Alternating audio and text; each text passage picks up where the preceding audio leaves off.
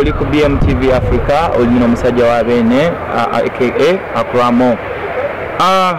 Olwaleero era nkomyewo n'omulamu omulala xenophobic attacks in South Africa. Abantu abasinga mugenda mbeera eyo ne mugamba abantu babatta njagala mutegeere olwaleero lwaki ensonga zino weziri oba wakizibeerawo. Ate era kino ekintu tekiri wano wokka, waliwo n'ensi endala zekibeeramu era kigenda mu maaso era mu mawanga amalala. Lwakuba amawanga amalala ago tebatera nnyo kibeera nga bakyexaggeratinga nga bwe kiri wano wa South Africa. Xenophobic attacks lwaki abannansi South Africa bavaayo ne bagamba abagwira tetubaagala mu nsi yaffe.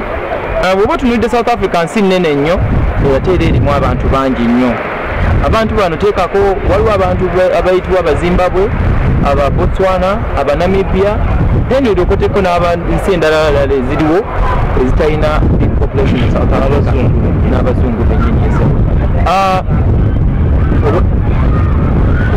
bangi nnyo gamba nga Abazimbabwe, aba Namibia, aba Botswana n'ensi endala awo eziri awo nga kwogase ne Uganda. Abantu basinga bavaayo nga banoonya kufuna kubeerako kugamba nga banoonyeza kuba South Africa eno nsi nnene nnyo ate era bw'ogitunuulidde ekonomi yaayo nneneko okusinga ku zaffe ezo ze tuba tuvuddemu oluusi. Kati olwaleero njagadde twogere ku nsonga eno ya xenophobic attacks era tuginnyonnyo.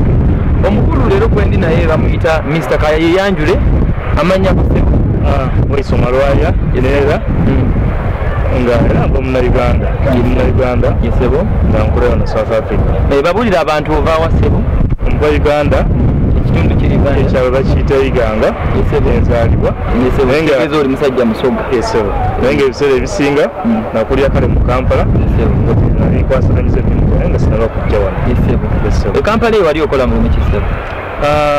Nze nali businessman era nga nentakwinyowa mu area eya media nebya graphics nebya printing. Kitegeeza oli musajja mu designing artist yesebo. Olwaleero omulamu gwe tulina gwa xenophobic attacks.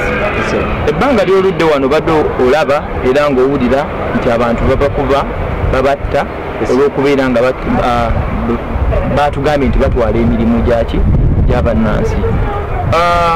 Oba otunuulidde ensonga eno ki ky'ojogerako sebo? Ensonga ya xenophobic attacks abantu nga bwe bagira bakale nti mbadde nkusaba nga tonnagenda mu maaso nnyonnyola omuntu xenophobic kyekisebo okinnyonnyola otya sebo? Ekigambo xenophobic waliyo omuntu ali eyo nga ayinza okukiwulira naye nga takitegeera kyeki. Ekigambo xenophobic kigambo mu bufunzefunze kale kijja kigenda nnyo mu details obw'obudde naye nga kigambo kya luzungu kitegeeza omuntu okubeera n'okwagala ennyo okwegwanga lye okwagala okuyitiridde kugamba mu luzungu oyinza okiyita nti obsession. Nti omuntu wabeera obsessed asobola okukola ekintu kyonna twala ekyokubabeerako obeera n'omukyala nga akwagala nnyo nga ali so obsessed with you asobola okutta ate omukyala omulala eyali badde abayingirira muki mulaava eyo era n'obadde obiraba e Kampala nti omuntu asobola okuyira mukyala mu ne acidi olw'okuba nga ayagala bbaawe asobola okupangisa abatemu oba okitegeera ne batta omukyala oli olwa too much love gy'alina eri bbaawe. Kwegamba kyagala okufaananyirizaako bwe kito nti omuntu abeera ne too much love for his country nga tayagala abantu babeere nti bakola ki bagiyingiramu.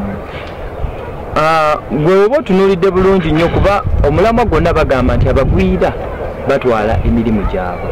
Naye last time bwe baali beekalakaasa poliisi negezaako obbabuuza lwaki mwekalakaasa bagamba nti nedda ffe tetwekalakaasa wabula tugezaako kugoba bano Abanigeria abatunda ki enjaga. Ekintu ekyo kyogerako kisebo?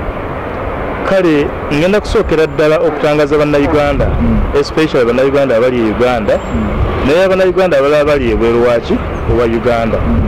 Entuna gye batuniramu xenophobic attacks kale bo balowooza nti wano aba South Africa beekalakaasa nga beekalakaasa ku bannayuganda nti babagwe badde ewaabwe olwa bino bagamba nti balina ebikolwa byebakola ki byebakola naye nga kino ekintu kiri wide kiri beyond Ugandans kubanga batunira eggwanga lya South Africa lirimu community z'abantu abavudde mu mawanga ag'enjawulo bewaliise ba immigrants.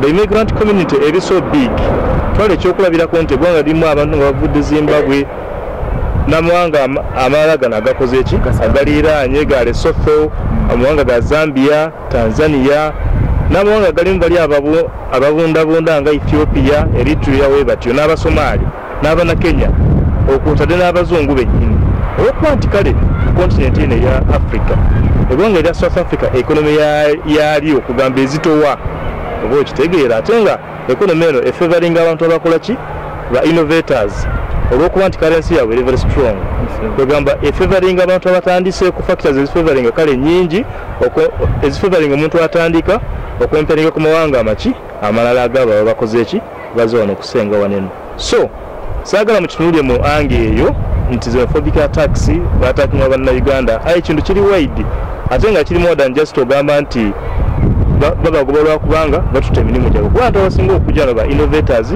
batandika emirimu egyabwe zi factories ne business endala mu biti ebyenjawulo so tujja kudda n'olulala era munyonyoke ensonga eyo ya xenophobic attacks amannya n'eddoboozi mpitibwa aka Akwamo nga tuli wano ku mpewo za BMTV.